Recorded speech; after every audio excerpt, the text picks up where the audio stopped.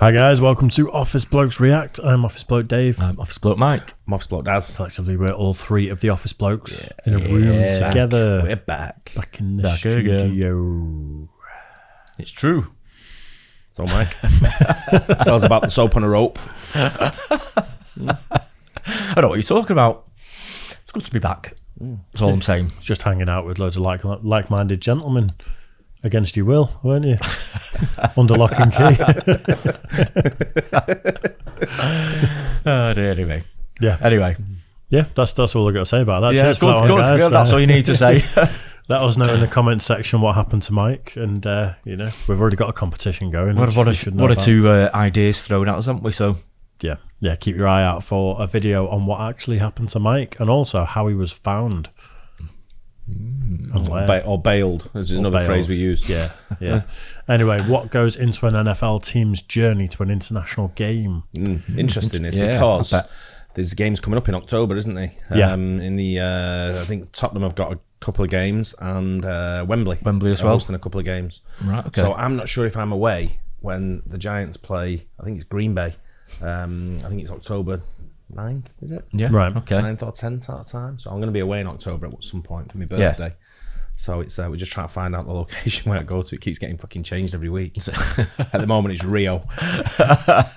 Nice. So you'll have to let What's people his space, know. Let people know on your YouTube channel what goes into your journey to an international piss up for your birthday. Oh, it's dead easy, mate. Passport, wallet, and a little fucking tiny suitcase full of clothes for a few days where I get laundry done. Job done. Done. Away you go. That's me done. Yeah. Fair enough. That's all you need. Right then, we did do a similar. I don't know if it was similar to this, but we did do a video about it was like the viability of traveling. Yeah. But was that internally, It was like internally domestically? as well. I think it was. It was both. It was the fact that they wanted to put an NFL franchise in London or the UK, wasn't it? And what it would be, sort of like how it would work. With all the families and everything, accommodations. It's like an infographics type film, from what I remember. Did we do a college football one? Because they talked about Hawaii. And it was Possibly. the team traveling. I think that's what it was. I think it was teams Hawaii. traveling. I don't think it was necessarily an international game. I think it was just teams traveling. Yeah. They travel from in the NFL. Yeah, because we definitely did something where they talked about there was like 2 truckloads of just helmets or something. Then so many coaches for the players, staff, and officials and stuff like that. So well, let's find out what this one's got to say. What goes into an NFL team's journey to an international game? Let's do it. Yes, sir. Man, London with it, baby. Let's go, T. No better feeling. We super blessed.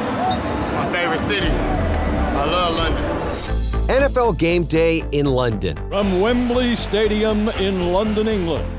West Coast teams like the Los Angeles Rams must travel all their players, personnel, and equipment and supplies over 5,000 miles just to play in a regular season game in London. The challenges of such a voyage must be met with a large-scale effort by key staffers in the organization to set the team up for success overseas.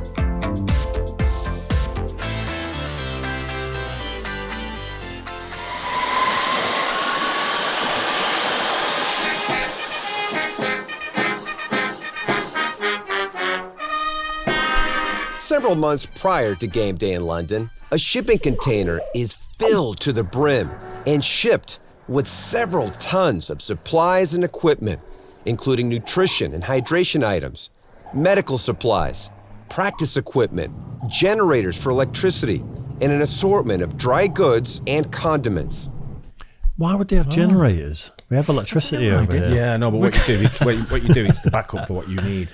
So they'll probably have like, I don't know, do you ever see these?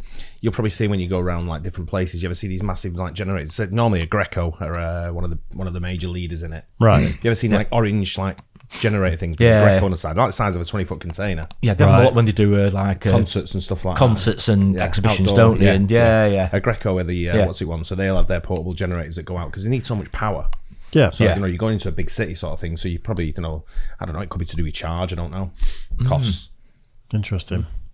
Setting up the team with international travel, some of the planning begins almost a year in advance. We have to work as a team to be able to make this transition so seamless. What we try and do is make sure athletes and coaches and players, they don't feel the transition because we take care of that ahead of time.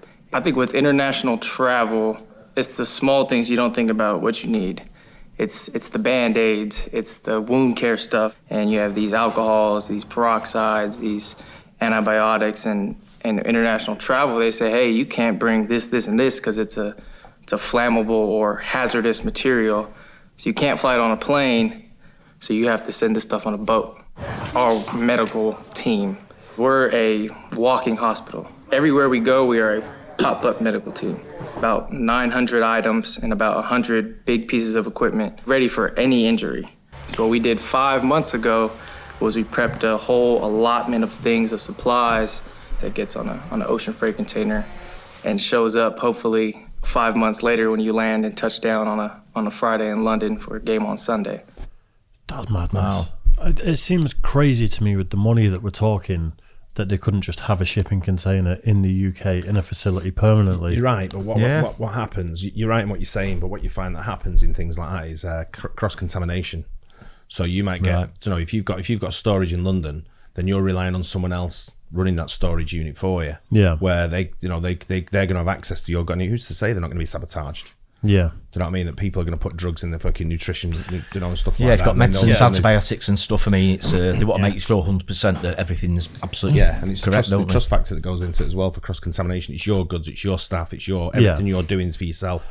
So I kind of get it a little bit. I get with medications, antibiotics and stuff like that, but for alcohol, peroxide, bandages, things like that are consumables. Yeah, you can have them supplied over locally, but again, it's out of their, like 3PL sort of like network which they're working with, and people who they trust, and there might be another reason behind it. That's the only one I can think of that springs to mind. It's just with there being a consistent games every year in London. You'd think it'd be possibly, like So I suppose in there like an NFL sort of like station there, like an NFL storage sort of like facility. It's for certain things you think they probably could, but they probably think, well, if we're shipping over other stuff anyway, we might as well just bung it all in. Make sure we can tick it off the list, and we know 100% it's in there. Sort of thing. When you go on tour with these bands and stuff like that, I mean, I remember shipping Beyonce. Fucking hell, it was like I don't know, it was like 35 containers. Wow, was it? Yeah, there's a lot of shit that goes into it, and then plus a charter flight and everything else that goes with it. Yeah. Nuts. 9 days before the London game, an additional 25,000 pounds of cargo is flown overseas, including practice equipment, IT and audiovisual gear, and 63 player bags carrying helmets, pads, jerseys, and cleats. Because of international protocol, you have to list each item, its serial number, its value, and all those things, just to clear customs. Equipment is one thing, but NFL players require a little more care when handling. One major challenge for any NFL team traveling to London is jet lag.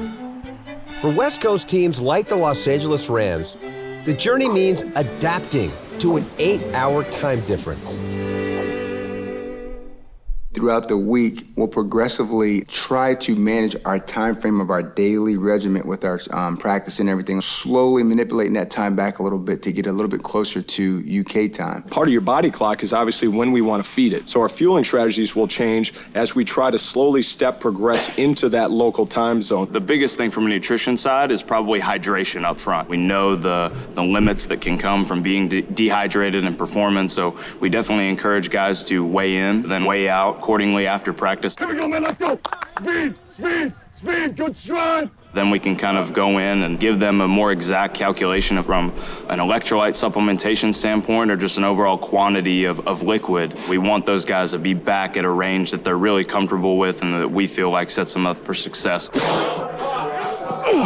When we look at the scheduling, we're going to play around with how hard we're going to train our guys leading into that flight, because what we don't want to do is inhibit too much of their recovery process by creating too much metabolic damage with a big practice or a big lift session that takes them to a point where they can't recover on a flight.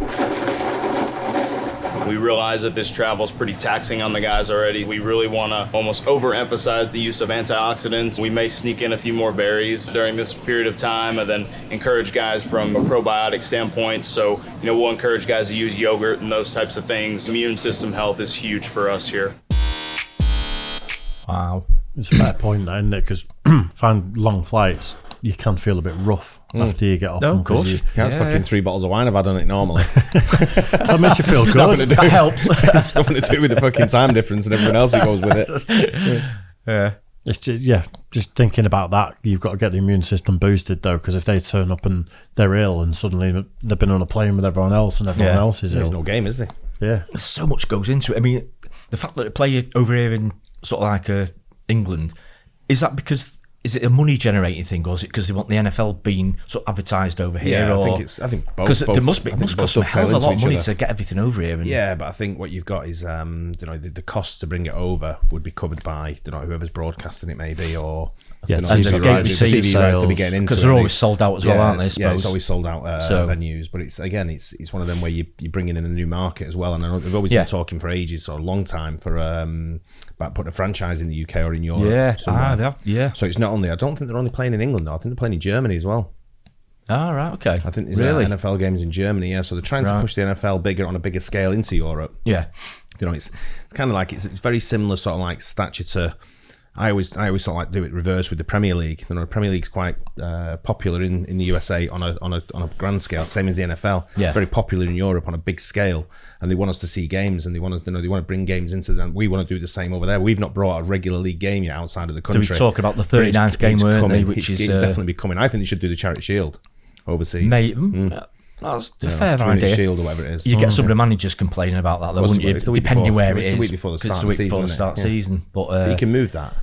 Yeah, of course you can. You can play that at the end of the season. Unless you've got World Cup in, you can play the Charity Shield at the end of the season. Charity Shield in Qatar for a week. Won't be going there. FA Cup in Saudi. Yeah. Oh, man, yeah. You can see it coming, can't you? Yeah. Using the NFL schedule to their advantage, the Rams begin their international journey with a pit stop in Atlanta, where they play the Atlanta Falcons exactly 1 week before their game in London. This allows the team to split the long journey into 2 shorter legs, and it gives the players more time to adapt to the time difference they will face in London. Good shout. Yeah. We'll land about 11:30 to midnight East Coast time. So right when we get there, we're making them right to bed. Then we want to get them up and get them on the East Coast schedule right away. We want your body clock as an athlete, as a professional football player, to be shifted appropriately to wherever we're going to play locally. We're basically losing a night. Once we leave on Thursday, we're going to arrive there on Friday. So in this case, we'll start to lead in. We'll push our schedule back to bank sleep, because the benefits of sleep far outweigh most of the other things that we'll do from a performance standpoint. Realistically, it's hard to sleep on a flight that's going international. It's hard to maintain quality sleep. Our number one goal, obviously, is for them to get to London and feel as organic as possible like they're in LA. It's all about decreasing jet lag. Okay, as we all know, when you travel across time zones, your clock naturally is on a rhythm of where you live at. And so circadian rhythm is basically that rhythm that your body kind of knows when it's time to go to sleep and when it's naturally time to get up. And that's how we live every day. And we know if jet lag and sleep deprivation then becomes a decrease in performance.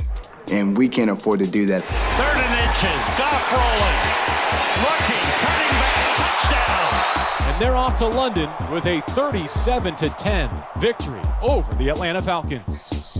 After spending a few extra days in Atlanta to rest and begin adjusting sleep schedules, the team flies the remaining 4,204 miles on an 8-hour flight to London. Thursday evening, we'll fly through the night to fly to London. We get to London, it's pretty much daytime, early morning time. Once landed and now occupying 180 hotel rooms, the team's battle against shifting time zones and body rhythms continues.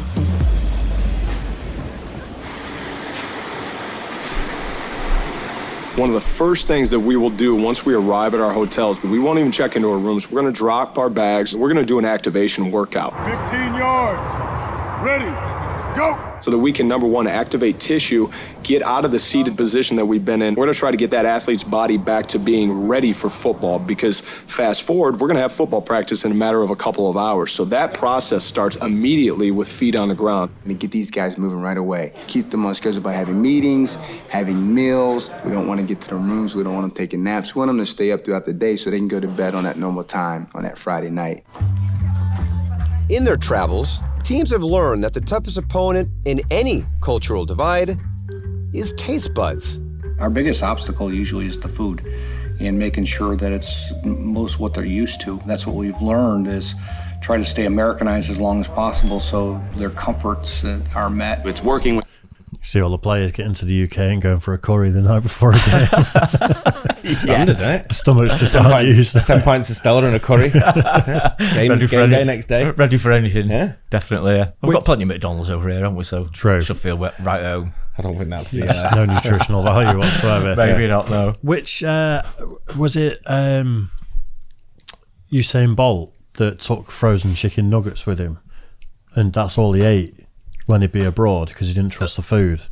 Not sure. Well, again, it's another one of them where people like him have to take, they're probably their own chefs, and and they have to be careful what food they eat because it's again, it's open to contamination. Yeah. You don't want to run like a 9.8 world record or whatever the world record's at, and then fucking someone go, hang on a minute, I found something in your system. Got this in it. It's a banned substance. Yeah. And you're known as a drug cheat for the rest of your life. I'm fairly certain it was just frozen chicken nuggets for him, or so, something that was really shit, but he could just guarantee it was always the same. Could be. Their chefs and at the hotel trying to make sure that how the foods are prepared and all those things are very similar to what we would do in Los Angeles. In dealing with the hotels there, we're obviously pretty in tune with where they're getting their food from. It's coordinating with them, and there's obviously some things that we're not going to set them up for failure with. We're not going to ask them to have a bunch of avocados laying around, just knowing that that's not going to be either something they can even get or that it's going to be up to our quality. So some of that stuff, we kind of eliminate on the front end and make it easy. Is he insinuating we can't get hold of avocados? I eat lots of avocados. Don't have it. I think my wife served it me once and I went, fuck's that. Do you not like guac? No. Well, fair enough. I thought you would. Living in the States, I thought everyone would like a bit of guacamole. It's all right, but he's got doesn't taste of anything. Just tasted bland. Fair enough. Do you like it? Not really. Tried it, but what, guacamole? There was a bit sort of that. I'd eat it. Didn't do much. Didn't do much for me, I must admit. So it's just some of the finer details, the lingo that we. I thought it was mushy peas at first, I must admit, but so I thought they'd just gone off. Wait till you try that wasabi I've got for you. They use that we don't realize they're not accustomed to, and it's just talking through those things. Oddly enough, even things like turkey and cheese sandwiches, they might interpret that as plain turkey and plain cheese sandwiches. So it's things like that that you just have to be really specific on and just make sure that everything's, kind of tied down. The second largest obstacle when staying away from home, sleep. When taking an NFL team on the road, there's a lot of processes that take place so that we can make them comfortable in a sleep setting. Our operations team will go into the hotels and set the temperatures at a desired temperature for us, which is actually 68 degrees Fahrenheit. Then she will actually give them suggested markers, as in shut your phone off, turn it to vibrate. We will send out a wake-up call for the following morning if anyone's worried about alarm clocks on their cell phones and things like that. We'll try to mitigate those risks of an early wake-up because someone's sending you a text message from the opposite coast. Then we'll actually move into darkening the shades as much as possible, and then we're going to try to reduce ambient lighting or noise. So all those steps take place way in advance through our operations team and through meetings with our performance department, where we can actually start to look at what's most impactful, how can we get them into an ideal situation to get really adequate sleep for this trip. Imagine being in one of those meetings where they're talking about ambient lighting for the players and optimising sleep and stuff. It'd be the most boring meeting. Just turn the lights off and go to sleep. We've got a meeting with the hotel staff about changing the wattage of the light bulbs in the rooms just to make sure people's eyes switch. I wonder how many hotels. I mean, now with hotels, it's become a little bit weird in the UK with hotels now. I don't know if you've noticed, I don't know if you know this or if you've noticed it. But a lot of hotels at the moment don't take reservations because they're using them for the immigrants that are coming in. I know of hotels doing that, yeah. So, not necessarily the nicer hotels. I mean, there is some nice hotels that are doing it, but some of them are the shittier hotels who are doing it, and they're maxing out the fees from the government are paying out. The government will pay money, over and above, won't they, I suppose. So, but for the Grove Hotel and places like that, they're really, they're very elite sort of thing. And it's, these are booked well, years in advance sort of thing. So the whole, you get it exclusively. But, imagine, I wonder how many hotels want them. Because all the shit you have to go through.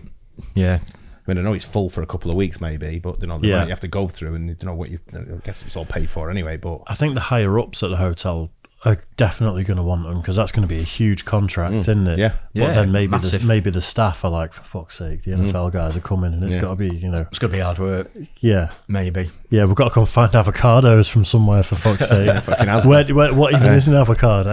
You sell avocados in Asda, that's how shit they are. Yeah. You think it'd be a good advert for them because I bet some of these people go back there as well because obviously a lot of them I think love London, don't Yeah, they? they do, yeah. And I bet a lot of them think, family yeah. and friends, we'll go back here. This hotel was absolutely amazing. So you're sort of building a client base of some very wealthy people of course, that are going to retire wealthy quite early. Yeah. Take the wife out to London. Listen, if every year they've got 180 rooms booked for definite for like 5 days a week or whatever, they're going to 2 weeks. They're going to snap round to family. That's big money for them. Pre-game, post-game. So you're probably talking 2 week block out. Probably. They have to sort of like get things back to how they were. But, put fucking regular lighting in and regular curtains. Shift all the fucking avocados you've got excess of. You know what I mean?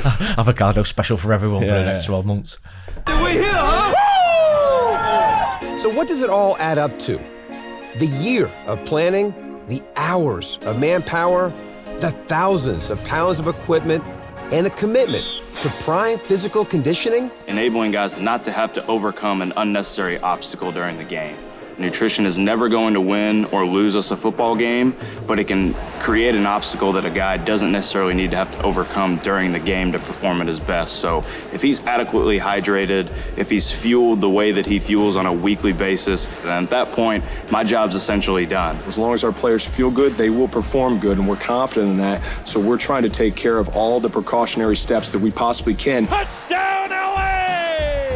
To put them in the best situation possible so that we can maximize performance in London at 5:00 p.m. when we face off against the Cincinnati Bengals. What's successful for us is when we win the game, we come home. If everything goes according to plan, logistically as far as timing and not being a distraction to the coaches or players, that's the goal. But there's nothing like winning the game and coming home on an 11-hour flight, in a good mood. They just do this great. You have to travel, and you still have to come out here and win like this in London. Yo, it's got to win in London, baby. I love this city, man. It's my favorite city. Shout out to the UK. I'm moving over here after I retire, baby. Shout out to London fans. I appreciate y'all here with. Good on him. Yeah. Really enjoyed that. London is a great city. Yeah. It really is. That's one of the top ones in the world, isn't it? Yeah. Simple as that. Yeah. It really is. See, for them, from a recovery standpoint, it's like going to the deep sea, isn't it? Where, they're talking about the sleep and you've got to build up to it. That's you working your way down. But the game's over and you're not just getting back into your circadian rhythm or whatever. Got to go through the same way. You've got to gradually work your way back up until you're back to normal. Yeah. So of course. it's probably going to be a week of recovery after that till the next game. Yeah, they probably have a home game after that, I'm guessing. Yeah, You'd think so, wouldn't you? They said an Surely. 11-hour flight, so I presume they're going back to LA the training and then, facility. And it's a long way to go for the West Coast teams as well, isn't it? I suppose East Coast, it's probably just like going to the West Coast, isn't it? So if you're in New York coming to London, it's probably the same as going from New York to LA, I suppose, is it? Pretty much. Yeah, roundabout. One's about 4 hours, the other one's about 8. Yeah, that thing we watched about the Hawaii team, though, I can't remember if I'm sure it was a college football team and not an NFL team. I think but that was further for them. I actually think it might have been a baseball team, was it? I think it was a football team. Yeah. But the flight from Hawaii to sort of mainland US, or even if it was to the East Coast, I think it was worse than the team flying to the UK. Oh yeah, it was. Yeah, and that's still a domestic game that they're playing. Yeah, so unbelievable. It's madness, isn't it? Yeah, some of the distances, but so much goes into that. Can you imagine the organisation to get everything you need over there? Just all the equipment and the amount of staff that you have to go. Yeah, everything just full lot, making sure people have visas and passports and just the whole lot of it. It's so much work. It'd be such a headache for a lot of people, won't it? And so much prep, and then when it finally happens, they'll be like, long time prep. Just be departments looking after it. Either one person looking after the passports, another one looking after another one. They'll have teams with them as well. Won't be one guy doing it all. Oh, I know. There will be one person overseeing it, I guess. So I mean, a lot of pressure on that job, I guess. But you're in charge of changing the light bulbs to the lower wattage. Yeah. Make sure that fucking dimmer switch, mate. Yeah, make sure the aircon's on the optimum temperature and it blows hot and not cold, or cold and not hot.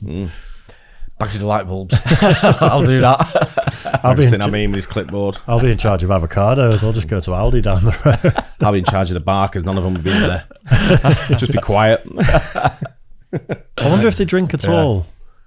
when they do stuff like that, like you know, a glass of wine or something, or if they're just good, because nutrition's such a huge thing. Maybe they go to the nutritionist and just say, listen, in the evening before bed, I like to have a glass of wine and just chill. And can you account for that by upping my electrolytes somewhere else? I don't think they touch it. Not at all. No.